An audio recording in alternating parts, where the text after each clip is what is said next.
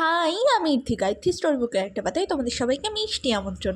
সপ্তাহে যেদিন যেদিন আমার কলেজ থাকে সেদিন সেদিন তো আমার জার্নি করেই কেটে যায়। প্রথমে বাস, তারপর টোটো, আর তারপর ছুটতে ছুটতে কলেজে আসা। যদিও সেদিন আমি একটু টাইম পেয়েছিলাম, সেই জন্যই ভিডিওগুলো করতে পেরেছি।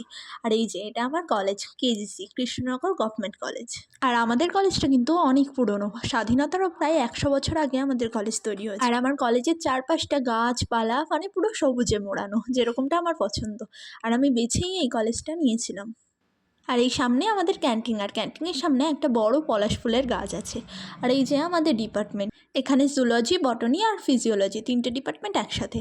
আর তারপর আমি ক্লাসে চলে গিয়েছিলাম। সেদিন ছিল আমাদের 5th সেমিস্টারের ফার্স্ট ক্লাস। স্যার এখানে ইমিউনোলজি ক্লাস নিচ্ছিল। আর তারপর ফিজিওলজি ক্লাস করে আমি বাস ধরে সোজা মাছ দিয়ে এসে স্কুটি নিয়ে বাড়ি চলে যাই।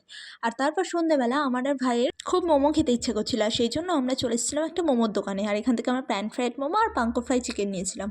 আর তার সাথে ছিল গরম গরম ধোয়াটা স্যুপ, যেটা এই হালকা শীতের সন্ধ্যায় খেতে তো পুরো হেভেন লাগছিল। তাই ভাই আমাকে না দিয়েই খেয়ে নিচ্ছিল, আর আমি ওকে বলছিলাম আমার জন্য 1 পিস রেখে দে। দেন মায়ের জন্য চিকেন চাপ আর বিরিয়ানি নিয়ে আমরা বাড়ি চলে আসলাম।